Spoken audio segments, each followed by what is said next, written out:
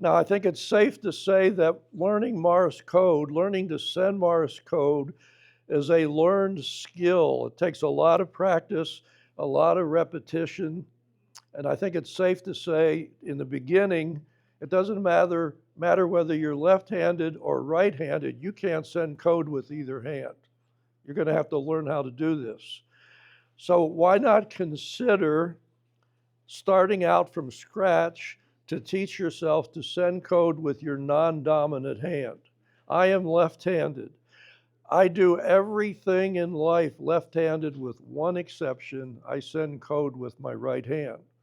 The reason I do that is some wise old man in my hometown radio club many, many years ago told me, kid, I got a piece of advice for you. You can't send code with either hand. Learn to send it with the opposite hand. So when you're sitting there at your radio, I'm left-handed, so I'm going to be sending here occasionally for you with my right hand. This hand is available to hold a pencil. Back in the old days, we had paper logs. You'd have to write all your log information down. So you could have this hand free to hold a pencil, to tweak the knobs on your radio, to drink a cup of coffee, and you didn't have to be picking up and setting this stuff down all the time because I'm using my non-dominant hand to send code. If you choose to pursue learning code, you might want to give that some serious thought. I think that was the best advice ever given to me to start out way back in 1959 when I taught myself the code. Okay, just something to think about. Now, in order to send code, you're going to need some kind of hardware to actually do this. And there are things like code practice oscillators that you can get. You can plug a key into it, and you can sit there all day long and send code to yourself. If you happen to have an HF radio already, there's a very good chance that you can use your transceiver as a code practice oscillator. I can't speak for exactly how, the features and the way different radios like Yaesu versus Kenwood and all the other manufacturers, things tend to work a little different. They implement things a little differently.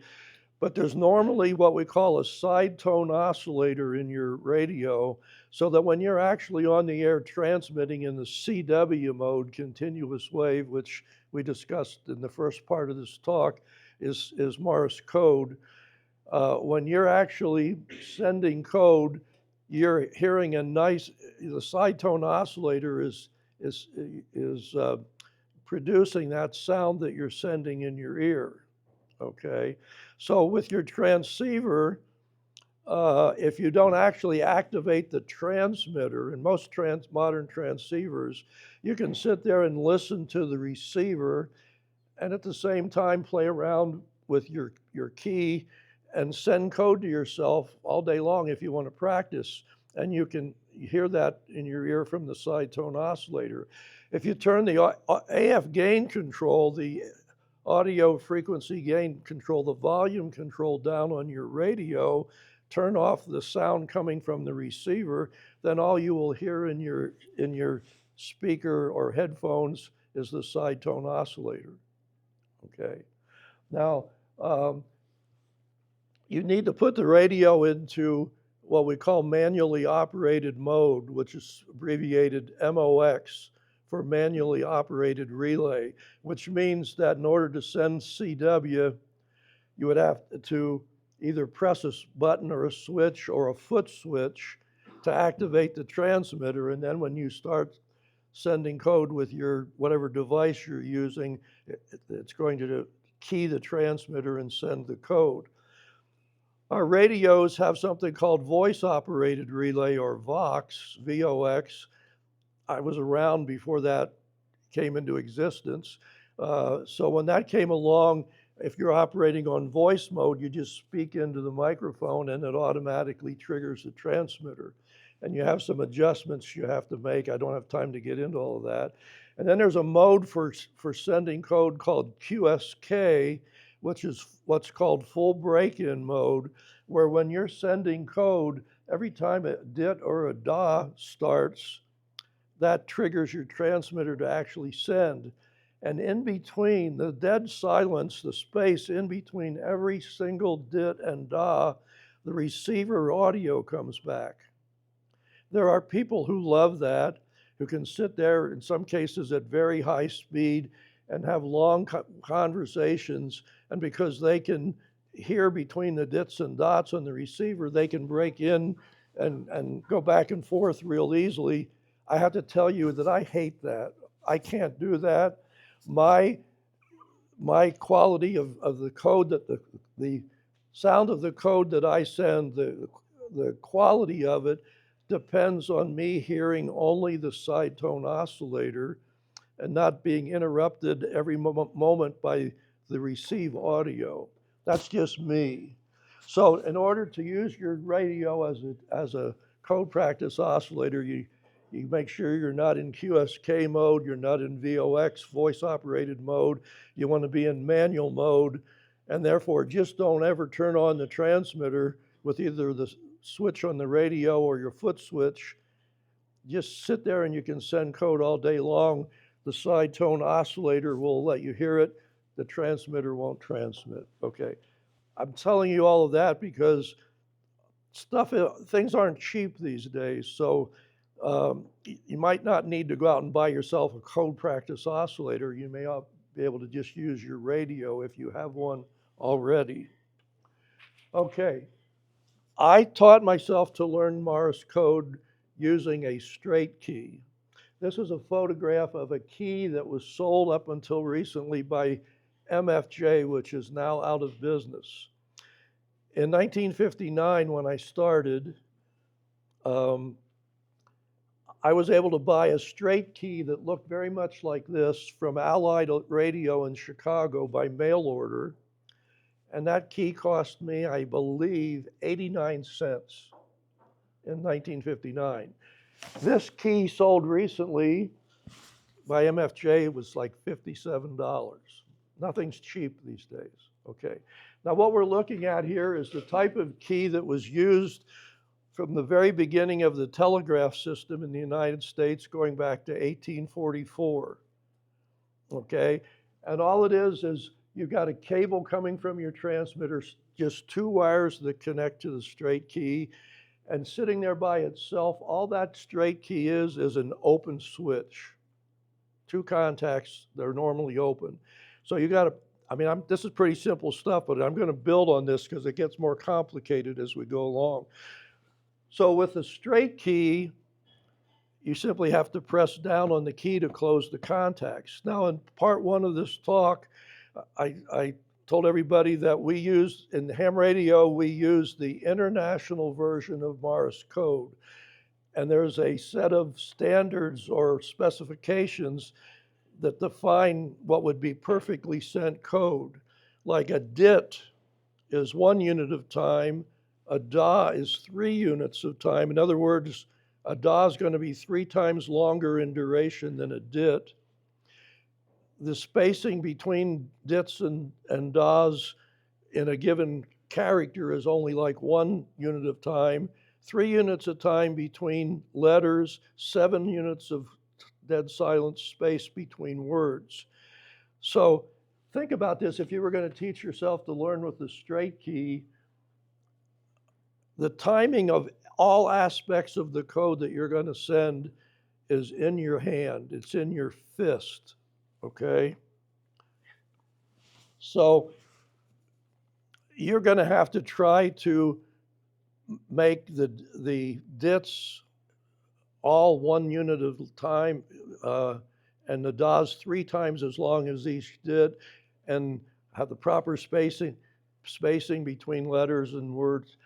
The point I made in the part one was, how on earth are you going to do that? It's going to be near impossible starting out, okay? But you will get better, okay? I started with the straight key. Now, back when I started, many people were still using straight keys. And because all of the timing, every aspect of the sound of the code that you send is determined by what you're thinking and how you communicate that through your fist to the key. So as you might imagine, every radio operator would be different. Their timing would be different. So if you listen to if you had 10 operators sit down and send you the same information from 10 different operators, you will be able to hear a difference in the sound from one operator to the other. You have to hear it to maybe understand exactly what I'm saying. But this is so true that in the days when everybody was using a straight key, you could tune around the band and you might come across a station sending code, somebody that you have heard before, and you just listen to the sound of the code he's sending. And if you're familiar with him, you know who that is without even hearing him sign his call letters because his sound is unique. Okay, so the sound of the code that's produced with a straight key, we refer to that as each operator's fist. Okay, so everybody's fist is different.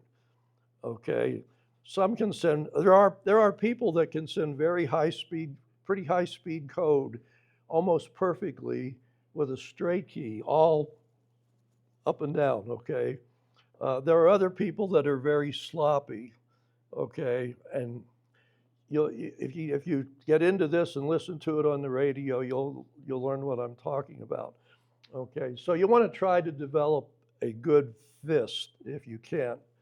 Now, today, excuse me, and we're going to get into this, there are newer versions of keys, and we have what's known as electronic keyers that go a long way to assist you in being able to more easily send more perfect code, better sounding code. And we're going to walk through that here. And I think we can do this in about an hour, in case you're wondering how long this is going to take. So this is how I started out, but I quickly changed to something else, which I will get to in a minute. Now, oh, okay.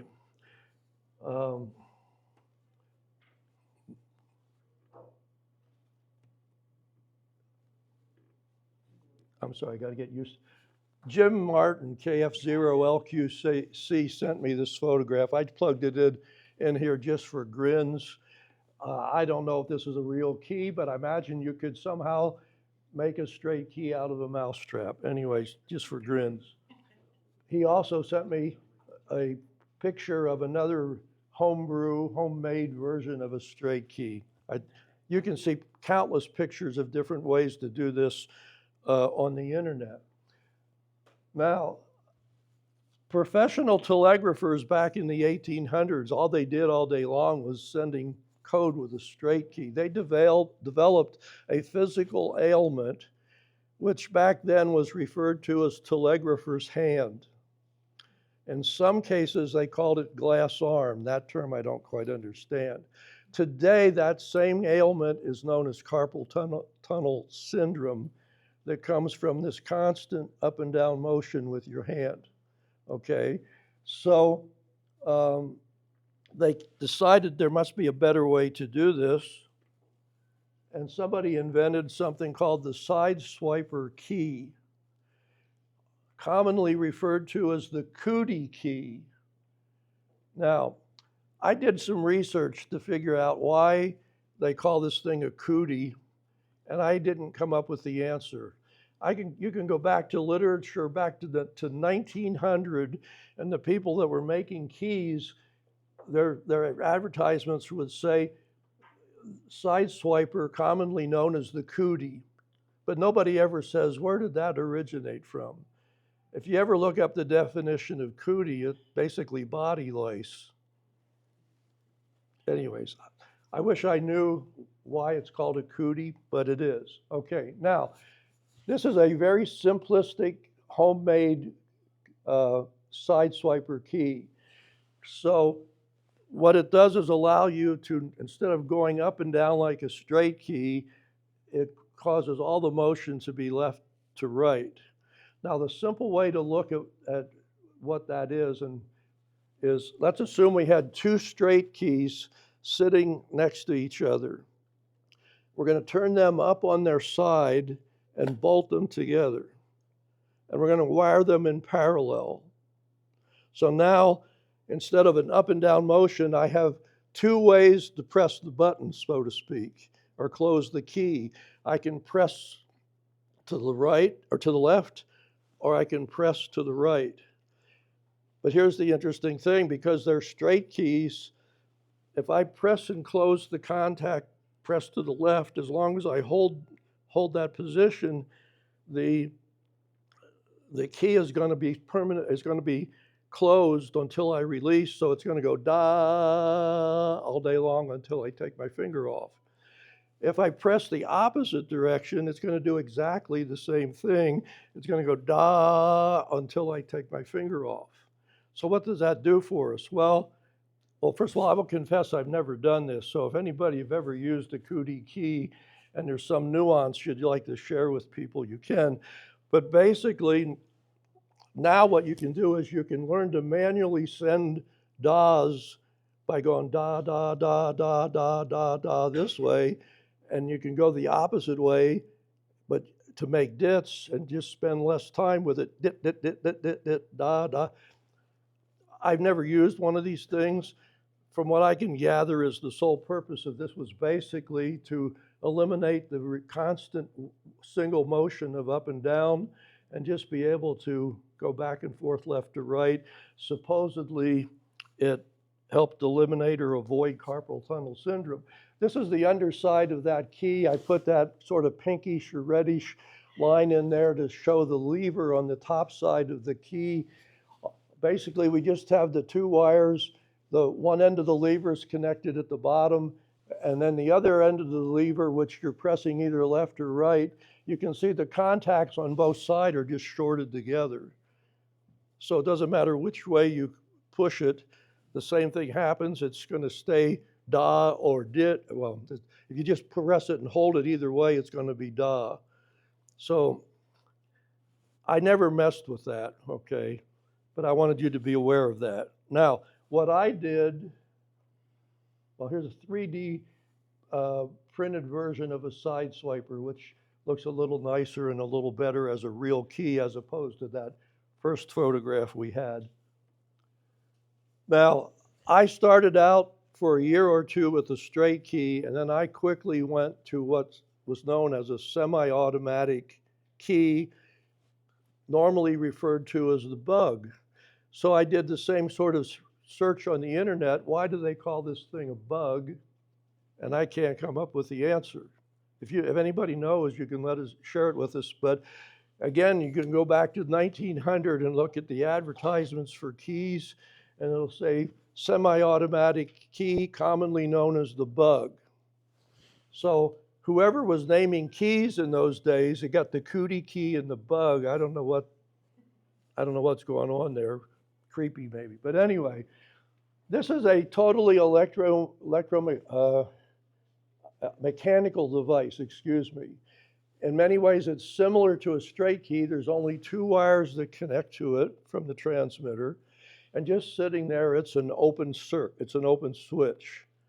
So what's different about this is that it's left to right movement, but if I press the paddle, the lever, to the left, it basically acts like a straight key.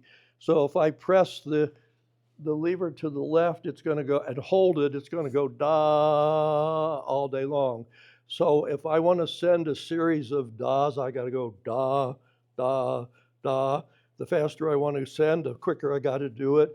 You still got to time, you still got to sort of train yourself to make the duration of every individual da the same length. I mean, it's more of a tricky art, to master that. What's different here is when you press the paddle, the lever in the opposite direction to the right, there's this arm there, and I put a red circle around it.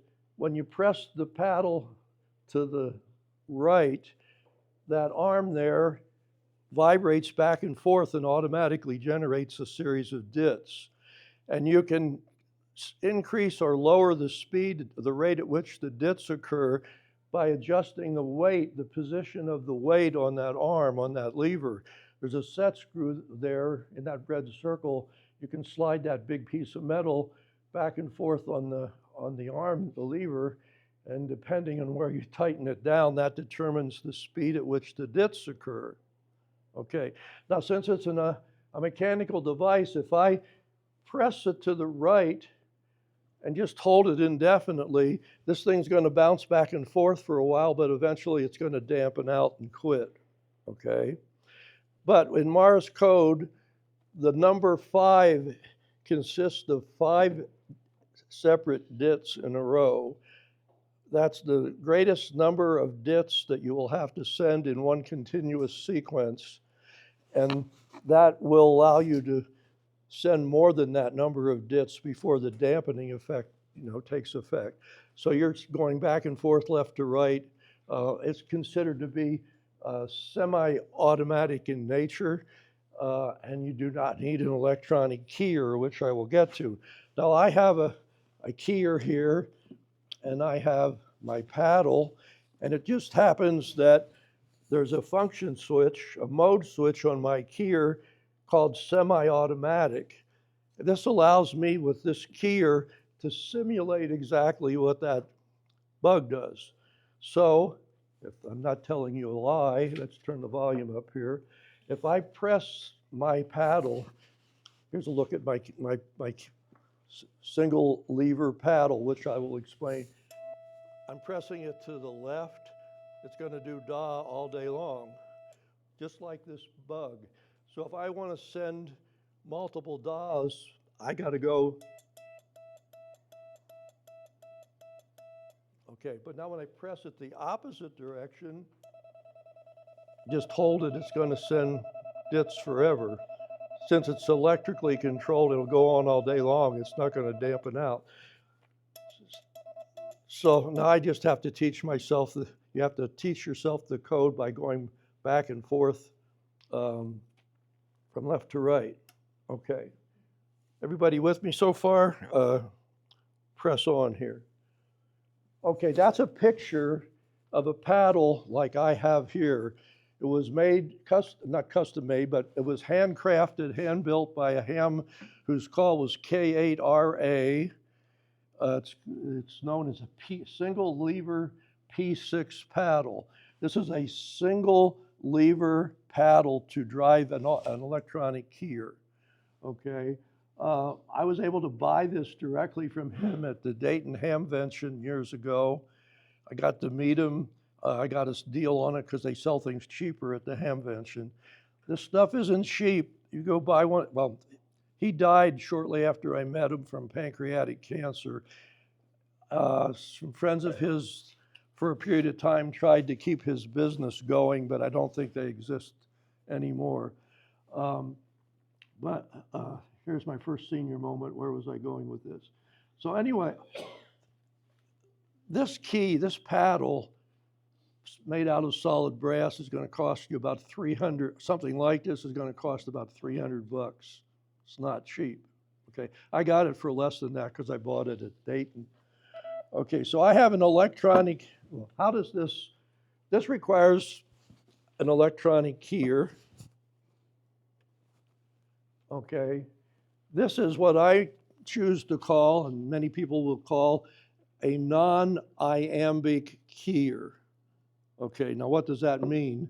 Well, without spending a lot of time on this, it simply means that as long as I press the thing to the left, it's going to send DAWs all day long, dits the opposite direction, and there's a speed control, just to let you hear this.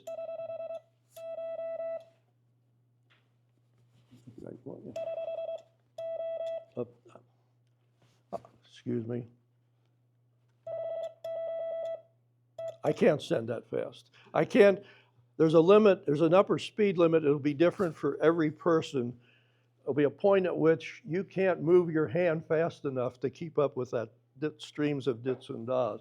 So I tend to operate comfortably.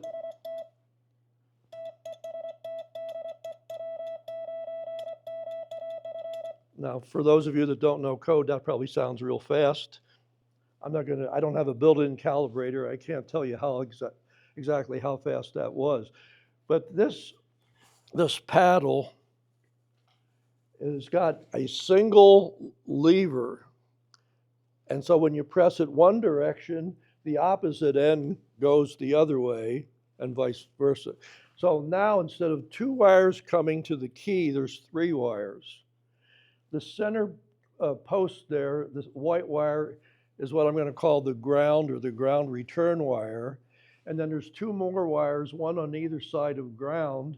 And I personally, I've never heard anybody say this, but this is my way of looking at this.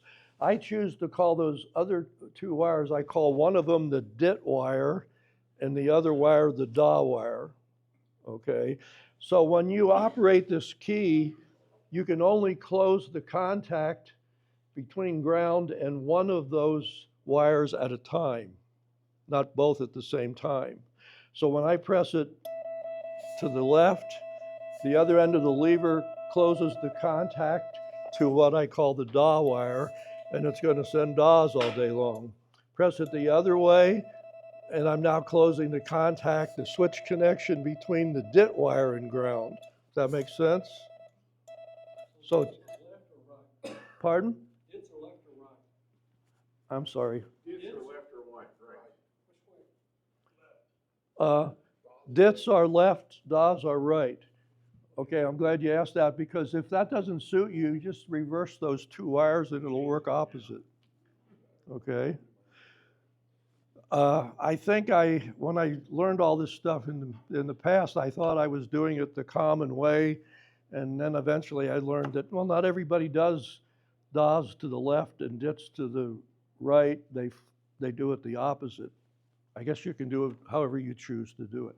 This is what's known as a single lever paddle, used typically with what I will call a non-iambic keyer, which is what I have here. Okay.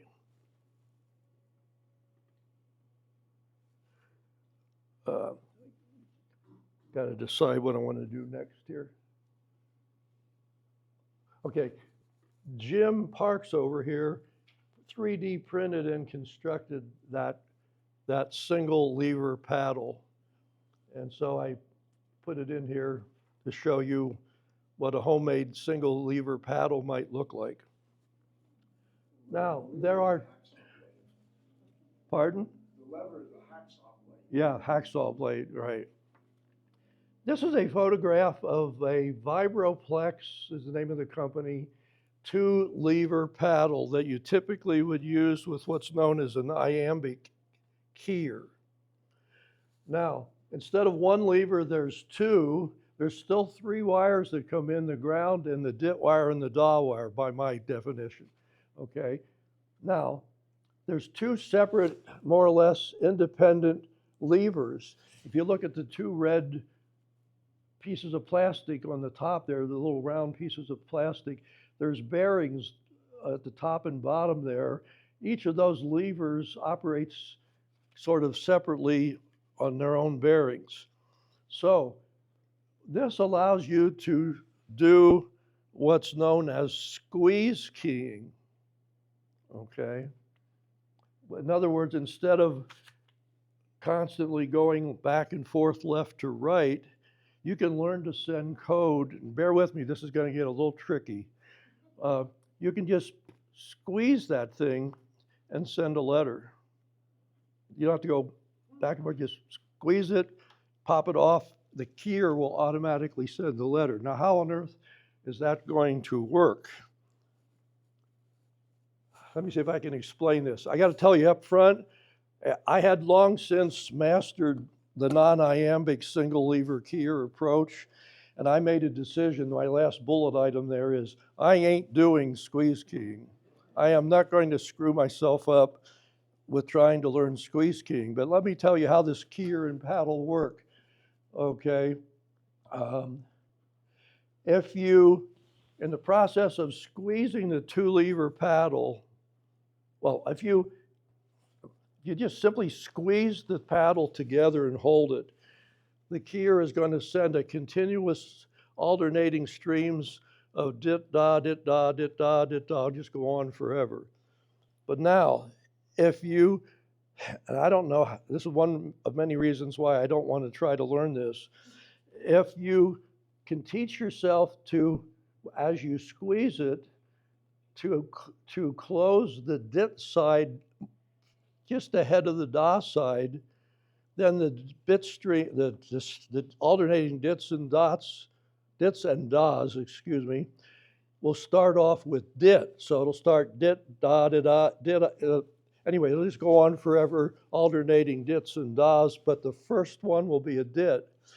If you can somehow, it's beyond me, if you can touch the da side just prior to the dit side, the stream bit, the alternating dits and das will start with a leading da.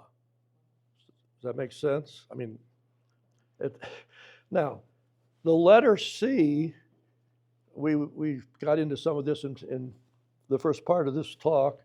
The letter C consists, if I send the letter C, this is what it sounds like. Whoops, not like that.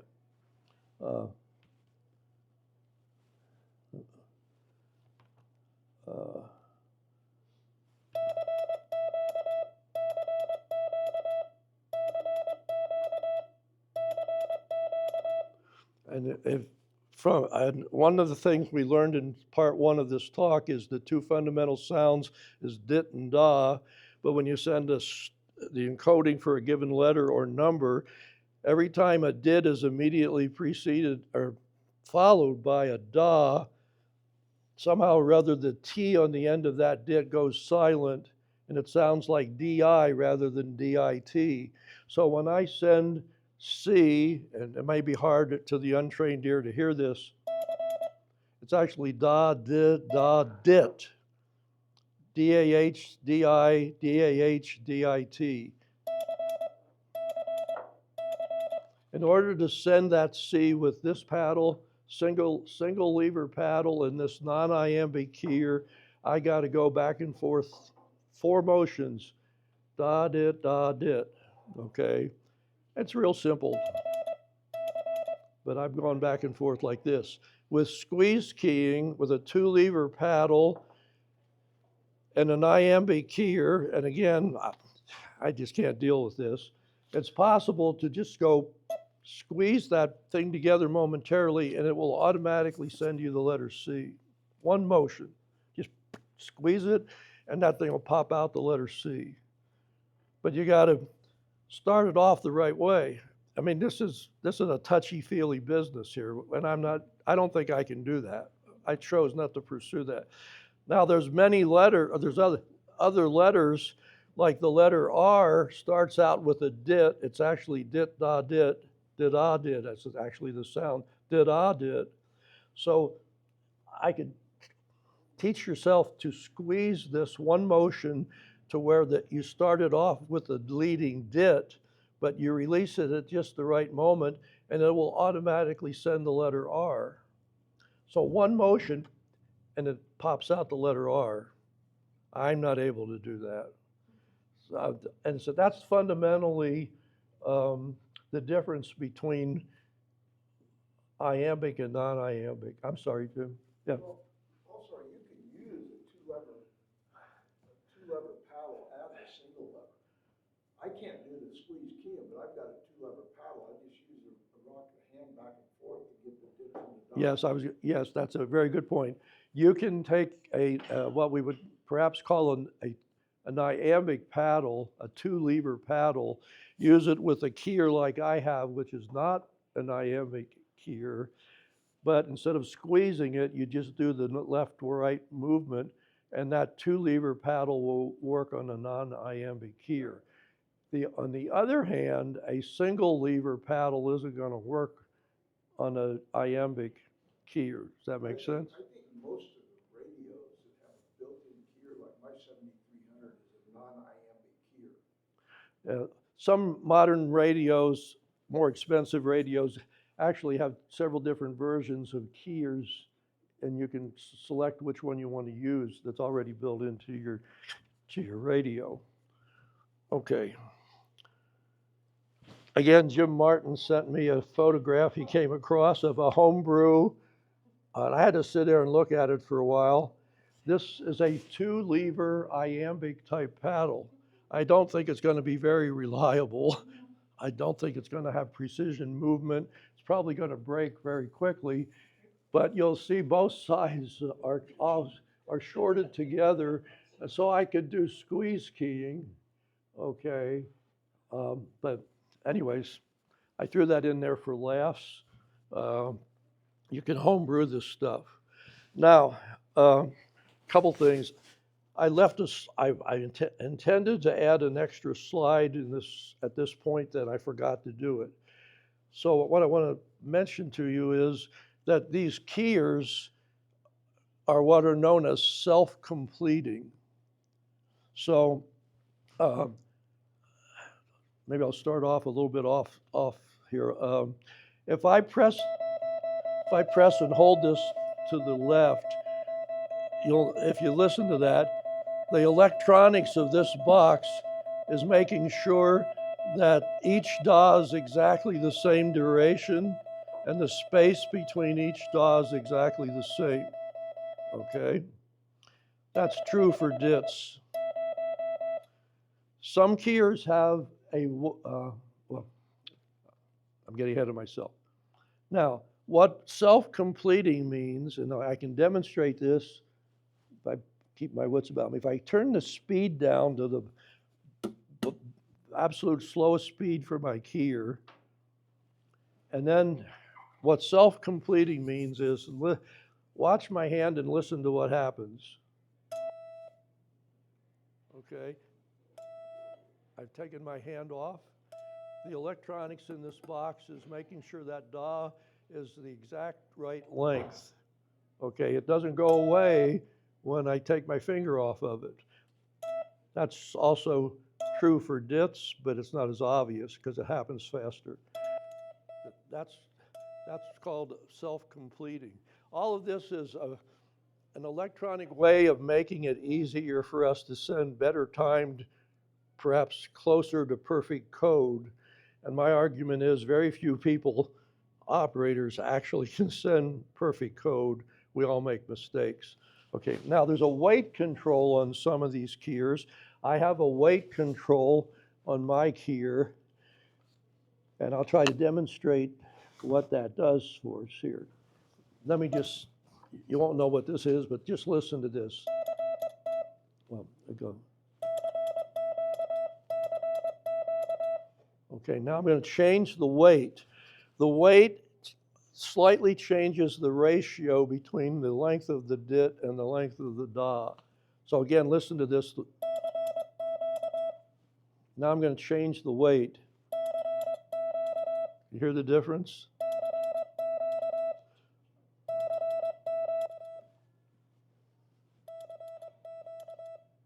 Okay. Pardon? You're effectively changing the fist of the keyer. I'm changing the fist of the keyer. So what I'm trying to demonstrate here is, even though we have electronic boxes to make it easier for us to send good code, you can have a unique sounding fist even with this. Well, I had a keyer made by ICO back in 1970 that I used for many years. It was a vacuum tube keyer. It did not have a weight control. I was stuck with the way the kit came together. I suppose I could have done some research and changed some resistors in there to change the weighting, but I was stuck with something that sounded more like this.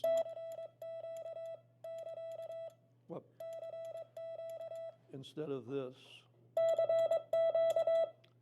Both of those sounds are at the same speed, but because the ratio between DITs and DAWs is different, it sounds different.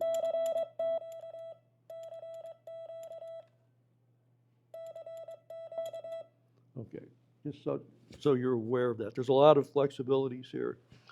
Now we're getting close to the end here, so the timing's working out better than I thought. I just wanted you to know that we have software these days that will send code for you. You don't even have to do it if you don't want to, especially in the contest world. which is a very high-paced thing where you might be sitting there most of a 48-hour weekend trying to make literally hundreds, if not thousands, of short contacts over and over and over again, which can be very fatiguing. I can't even sit in a chair that long.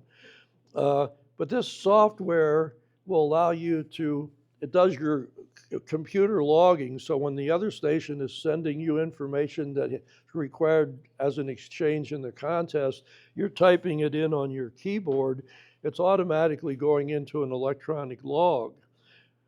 When then you have to respond back, transmit back to that person, this N1MM Plus, which is probably the best contest software available, and it's all free, don't cost you a penny. You can set that up so that you can take I'm just looking at this particular keyboard. Keyboards oftentimes have function buttons, functions 1 through 12, and you can have those programmed to send certain things. So if you want to call CQ in the contest, for example, you could just press F1 on your keyboard, and bingo, the software will sit there and call CQ contest and sign your call. When you're making a contact and you need to send the contest exchange, like signal report, maybe you have to tell them your state, whatever the thing is, it's all pre-set up for the contest. You can press another function key and the computer will send the code automatically for you.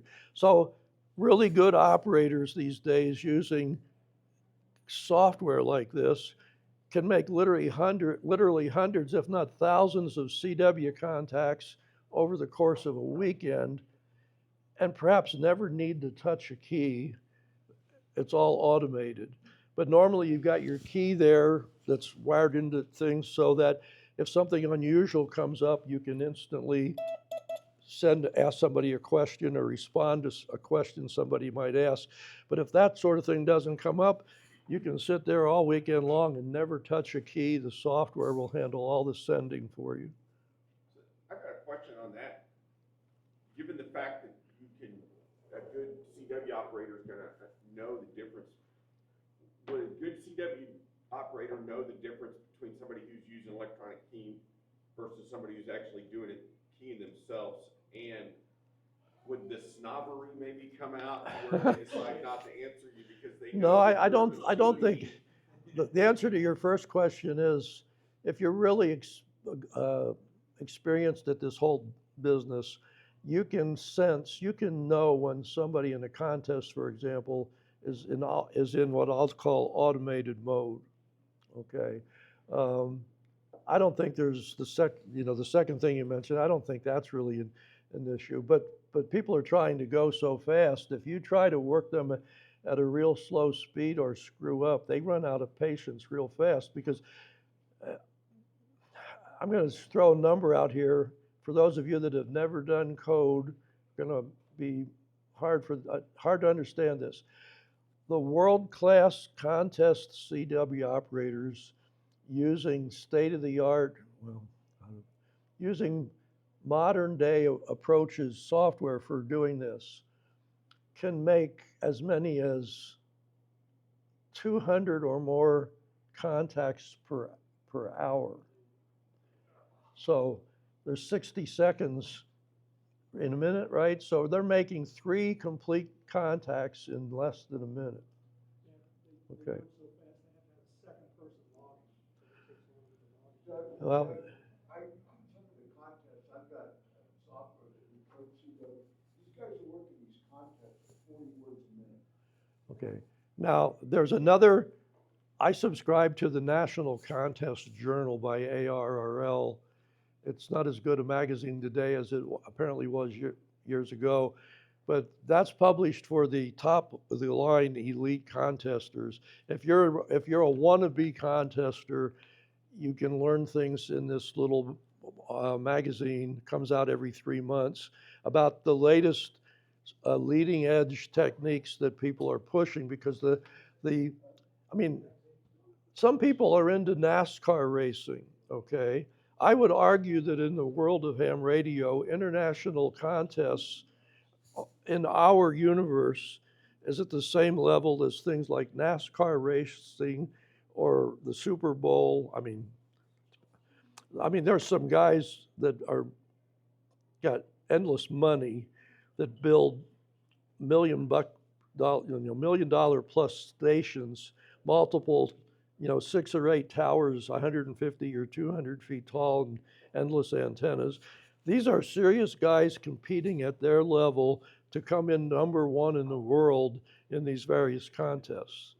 Okay, so now there's a new thing where, and I don't know how, I would like to go somewhere to where this is done and observe this, but one operator can be sitting in front of 2 separate radios. Each radio is operating on a different band.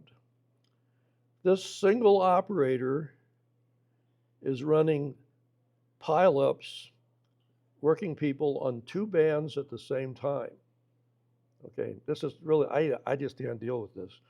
So with specially designed software, I mean, you're sitting in front of one keyboard. You got to be logging all this entering all this data that's being exchanged. You've got to be entering that into your computer log, and you got to have this contact on the right log, on the right band, on the right frequency, and the right information, and this contact on this other radio has to be appropriately, accurately logged. And from what I've read, while one transmitter on one band is transmitting to somebody automatically because the software is doing the sending, the operator is copying the incoming information from the other station on the other band and entering it into the log. These guys are going to sit there for upwards of 48 hours in a weekend, and one guy may make 6, 7, 8, 9,000 contacts in one weekend. How does the human brain manage that? How do you avoid fatigue, mental and otherwise, and do that? That is almost superhuman stuff. I could not. Yeah, and they're always coming up with new approaches. I'm waiting to see somebody try to do 3 radios on 3 bands at the same time. Yeah. Doug asked if there was some snobbery with the guys who could tell whether you're using straight key or key Yeah. whatever. There is something, SKCC, I don't remember what it stands for. Those guys that will send CW, SKCC, and they won't answer you back if they can tell that you're on a key. Straight key society or something, yeah. What were those letters again? SKCC, isn't it? Yeah, I forget what those letters stand for. There's also an FOC club, First Operators Club. These are high-speed CW geeks. There's probably some snobbery in their circles for those lesser human beings who can't operate.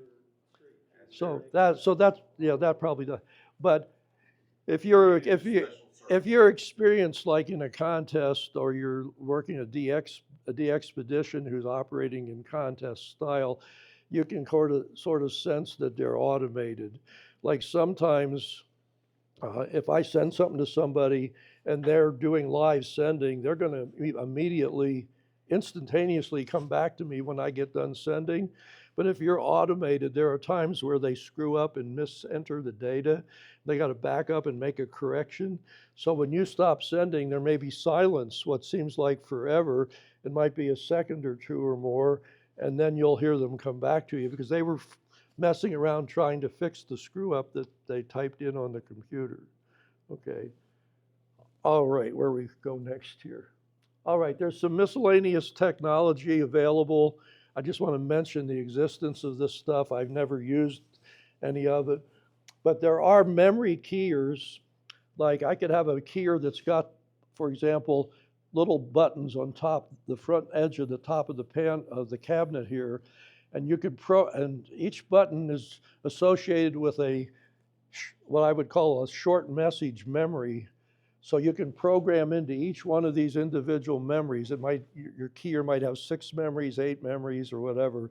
So one button you can have programs. So if I don't want to send code, like I want to tune around the band, find a quiet frequency, and I want to call CQ and see if somebody will answer me, I could sit there and just press the button.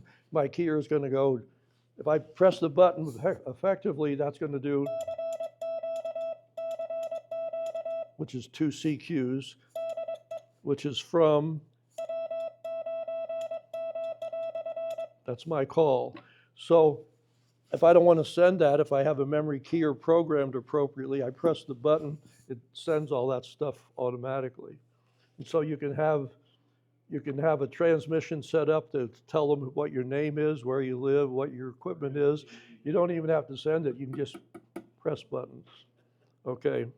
There are Morse code readers.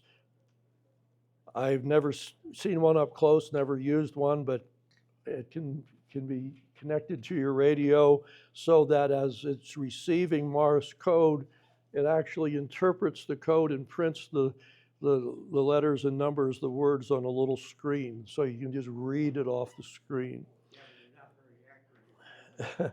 Except if Yeah. you're using an electronic keyboard. Yeah, if you've got a sloppy fist, you're going to probably confuse the reader all, and who knows what you're going to see on the screen. Okay, and that. And there are keyboard senders which effectively works with like this N1MM contest software where, well, it's a little bit different. You could have a keyboard where instead of sending with a paddle, if you're a good typist, you can literally type everything you want to send. The keyboard will convert each letter, each character into the code and send it for you automatically. Yes. Just talk about the technology is at the QRP conference this last weekend, I won one of the grand prizes. A little box about this big, it's got 3 computers in it. It's got a key out jack and an audio in. It will decode code. It will, and it's got a little USB keyboard. It's a complete station minus the RF in a little box about this big. It's got like a 4-inch display. It's got pre-programmed so you can do like the memory. You can, and if you're in a contest, it will automatically sequence the contest. Yeah, it'll automatically increment this number, yeah. It's for sale, by the way. It chops Julian fries. Okay, I'm just going to keep you here for just a couple minutes. I have a next sequence of slides here that I'm going to skip. It's part of helping you learn the code to begin with. I'll just mention them as we fly by them and then get to the last 3 slides I want to show you.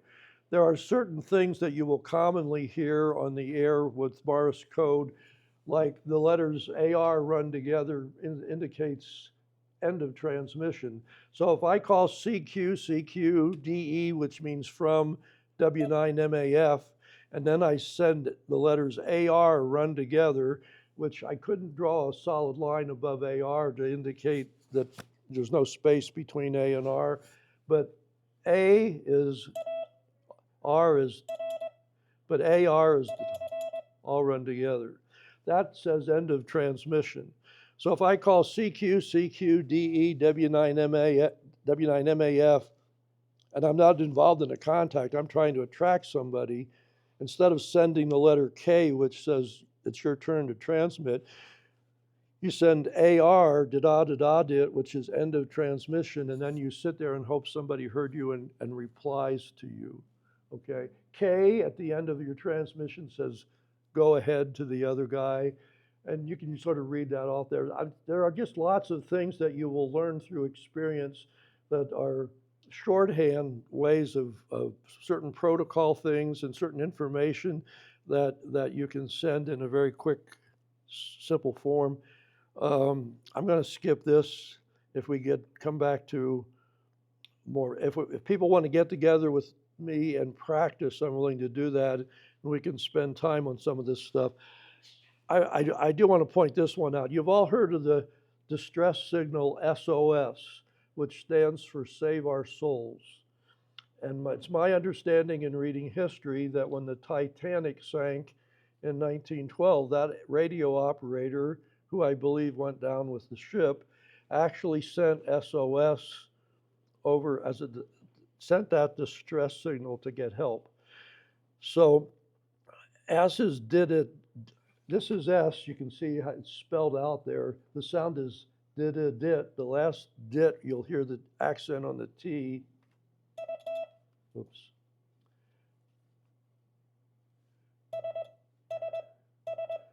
That each time I do that, that's S.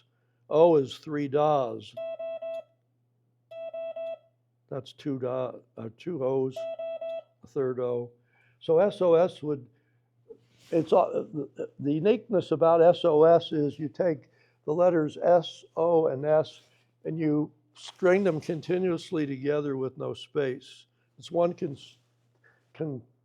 continuous stream of dits and das, which would sound, if I don't screw it up, whoop.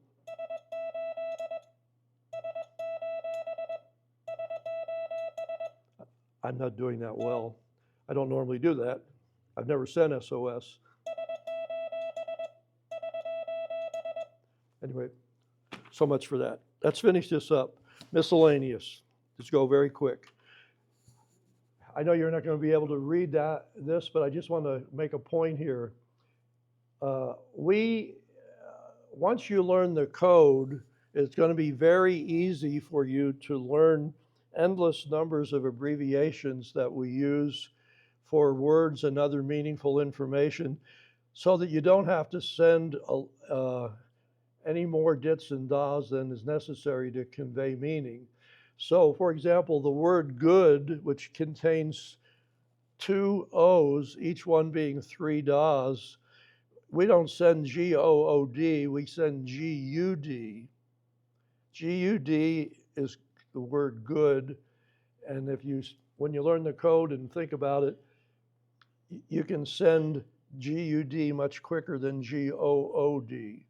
So we have all kinds of abbreviations for words and other things, like power is PWR, antenna is ANT, good evening is GE, good morning is GM, good afternoon is GA, on and on and on you can go. The point is, once you've learned the code, then the thing we want to do is be able to send and convey the maximum amount of useful, meaningful information, sending the least number of dits and das. Does that make sense? So we use abbreviations. The abbreviations you can pick up real quick. In addition to that,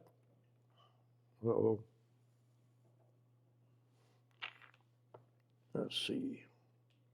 Oh, now I'm on an automatic thing here.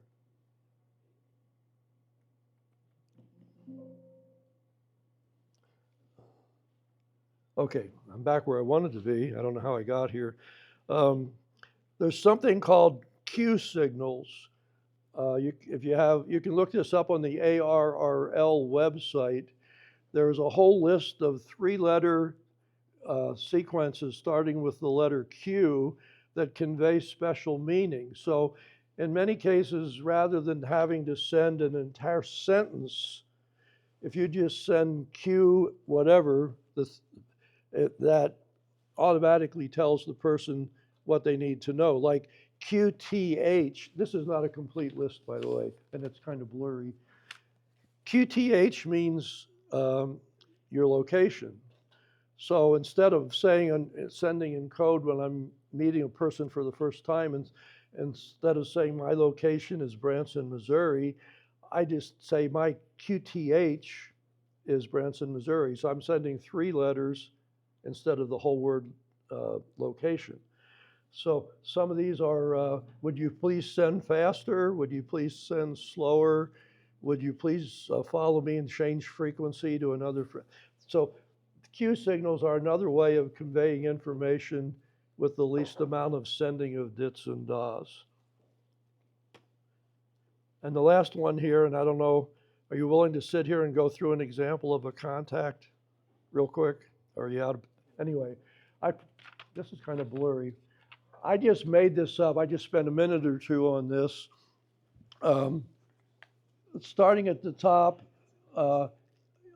this would be from beginning to end a short contact. So the first line is CQ 3 times, DE means from, my call W9MAF, and AR means end of transmission.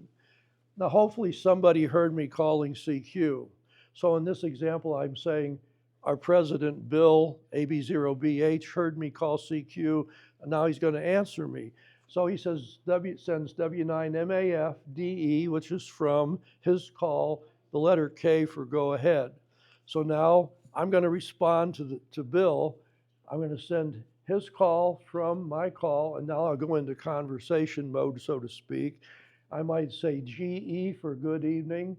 TKS means thanks for call. Your, instead of YOUR, UR is your. Signals, SIGS, are 599, the RST report. HR is here in MO, which is Missouri. The operator, OP, is me, Ron. And HWCPY is how copy, question mark, and I go back to him, AB0BH, and then my call, and then K for go ahead. He comes back, hi Ron, nice to meet you, good copy here, your RST is 579, my QTH is also Missouri, name is Bill. Now at that point, we've established communication, so you don't necessarily, we're not required by law to sign our call all the time. You have to do it once every 10 minutes during a contact and at the end of every contact.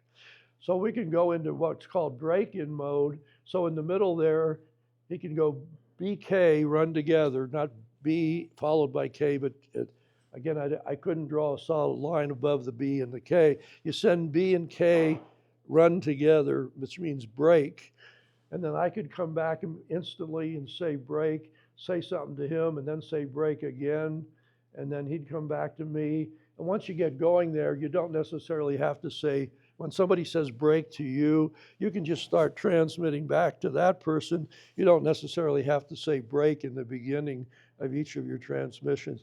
And then I just abruptly ended this by Bill saying, thanks for the short contact, which is QSO Ron, 73, which is best regards, CUL, which is see you later. I'm done messing with this.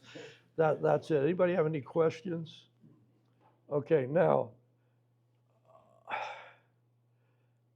I hope between the first part and this part of this talk, which we're now done with, that I didn't give people the impression that this is a nightmare effort to try to learn how to send and receive code. Some people, a lot of people just plain aren't interested. Some people make half-hearted attempts at learning it. It all comes down to making a decision for yourself that you want to learn it and putting in the time to just practice, practice, repeat, repeat. You have literally got to train you've got to train your brain so that when your ear, this isn't necessarily medically or scientifically correct, but you got to get to a point where when you hear a unique sound that represents a letter or a number or some other character, your brain instantly tells you what that is. And you can get to the point where you're not even consciously aware of what your brain is doing. You'll hear a sound and it might be a short word like the, T-H-E. Eventually, when you get good at this, you'll hear those three letters together and your brain instantly tells you the word the, okay? But you've got to put in the time and not allow yourself to get discouraged and just make the effort. Now, I failed to do this in the beginning. I had this handout in part one of the talk, and I've got copies here. If you're interested, you're welcome to take one. This single sheet shows the unique sound for each of the 26 letters, 10 numbers, different punctuation marks, and other certain sounds that we transmit back and forth to sort of establish protocol in what we're doing. So what you need to do if you think about trying to learn the code, and we went through this in part one, is look at the at the dits and the das that make up the code for each character and sound it out either in your mind or out loud. You got to learn the unique sound. We don't deal with dots and dashes. Anyways, the sound for each character is listed on here, and anybody that's interested is welcome to take a copy home, and I'm done. So thank you for listening. Thank you.